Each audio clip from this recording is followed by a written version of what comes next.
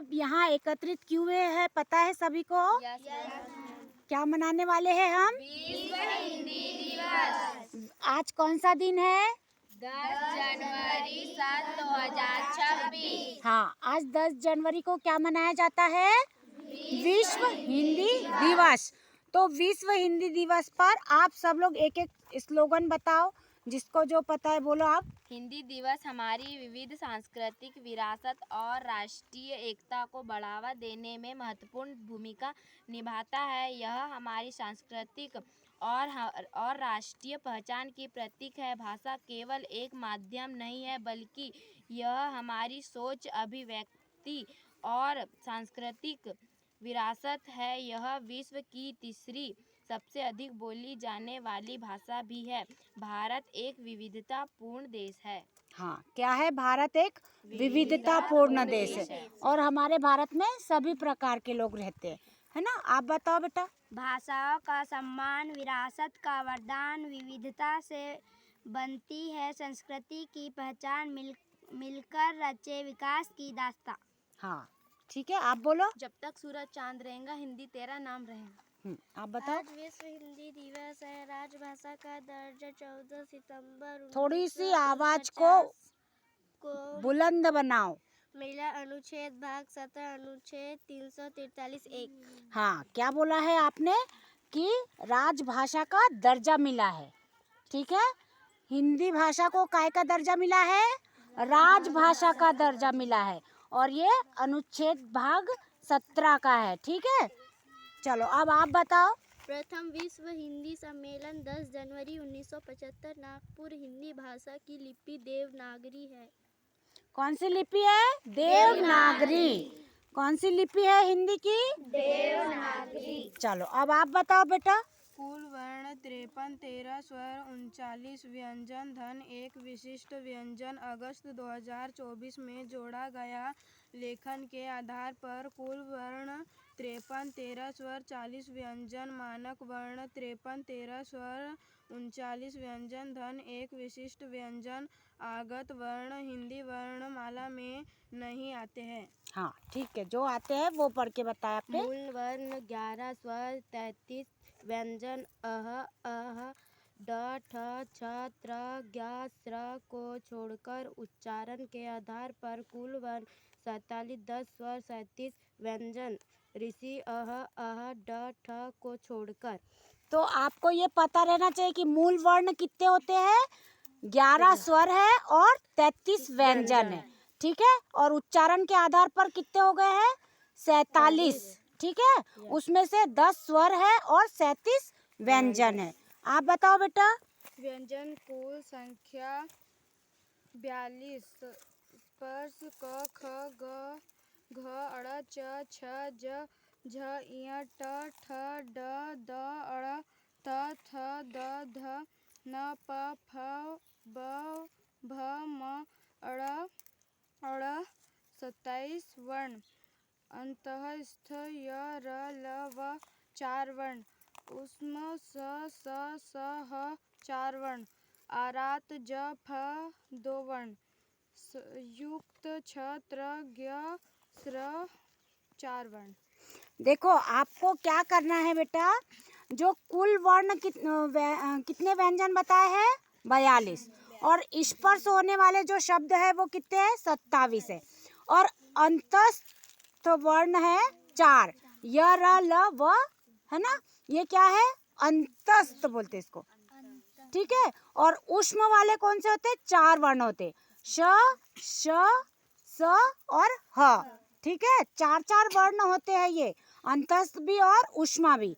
और आगत वाले 2 वर्ण है, एक ज है और एक फ, ठीक है? ज रहता है, उसके नीचे बिंदु रहती है, तो उसको क्या बोलते हैं? ज, ठीक? और एक फ है तो उसको फ, ऐसा करके। और संयुक्त कौन से वर्ण है? क्षत्रिय का त्र, ज्ञ और श्र, ठीक है? ये 4 वर्ण कैसे होते हैं? संयुक्त होते हैं। इसमें मतलब अक्षर जुड़ा रहता है। जैसे श्री, अपन श्र भी बोलते हैं, र भी बोलते हैं, है ना? तो वो श्र करके, ठीक है? अब आप बताओ। स्वर 11 होते हैं। ह्रस्व अ, ई, उ, ऋषि 4 वर्ण। दीर्घ आ, ई, उ, निमित्त वर्ण आयोग वाह वर्ण आहा अनुस्वार विसर्ग आहा। हाँ, तो अपने आपको ये पूरे वर्ण पता होना चाहिए। आयोग वाह वर्ण कौन सा होता है? अम की बिंदी और आहा वाला, ठीक है। और अनुस्वार क्या होता है? अनुस्वार अम की बिंदी, और विसर्ग वाला क्या है? आहा, ठीक है। स्वर कितने बताए हैं? 11, ठीक है। अब आप बताओ बेटा, आपका क्या है? बोलो। हाँ हाँ। पहले ये बताओ मुझे कि टोटल पूरे जितने वर्णमाला है आप लोगों को कितना ज्ञात है? 52 बताए हैं, लेकिन 52 है क्या? नहीं। अब कितने हो गए हैं? 53, है ना? कितने हुए हैं? 53। हाँ। हाँ, हाल ही में केंद्रीय हिंदी समिति द्वारा विशिष्ट व्यंजन ड़ को हिंदी वर्णमाला में शामिल किए जाने के बाद अब कुल वर्णों की संख्या 52 से बढ़कर 53 हो गई है, जिसमें स्वर व्यंजन मूल संयुक्त उच्चित और यह नया ड़ वर्ण शामिल है। हाँ, जैसे कोई कोई जैसे भोड़े बोलते हैं महाराष्ट्र की भाषा में, जैसे वो थोड़ा ये रहता है, तो ऐसा वो अनंत का ऐसा रहता है, तो जैसे उल्टा ऐसा लगता है अपने को कि जैसे या तिरछा ऐसा खड़े आड़े में लगेगा कि 8 लिखा हुआ है, तो ये शब्द क्या हुआ? व्यंजन में एक जुड़ गया है, ठीक है। और हिंदी शब्द क्या है? जैसे कुछ लोग क्या सोचते हैं कि अरे यार हमको तो इंग्लिश मतलब ऐसे नहीं आ रही, ऐसे कुछ कुछ मैंने सुना है, बातें करते हैं बच्चे लोग कि अब हमको इंग्लिश ही सीखना है। तो अपने को क्या करना है? सारी भाषाओं को सम्मान देना है। जो अब्दुल कलाम थे उनको 17 भाषा का ज्ञान था। हिंदी कैसी है? अपनी विशिष्ट भाषा है, हमें हिंदी का ज्ञान होना ही चाहिए। अब आजकल क्या कर रहे हैं? मिक्सअप कर देते। कोई बोलता था अरे काऊ को रोटी लाके दे दे। अरे ऐसा क्यों बोलना चाहिए? काऊ बोला, गाय को रोटी लाके दो बोलना चाहिए। या तो हिंदी बोलो या तो इंग्लिश, ऐसे मिक्स करके हिंदी की क्या कर दे रहे हैं? पूरा उसको अव्यवस्थित कर दे रहे। हमें हर सब्जेक्ट को, हर विषय को, चाहे वो संस्कृत हो, हिंदी हो, इंग्लिश हो, ये या जो भी भाषा सीख रहे हो, मलयालम है, तेलुगु है, गोंडी है, कन्नड़ है, सब भाषाएं अलग अलग है और सभी अपना अपना क्या रखती है? महत्व रखती है। हमको जहाँ जाना है वहाँ पे वो चीज़ का महत्व होता है।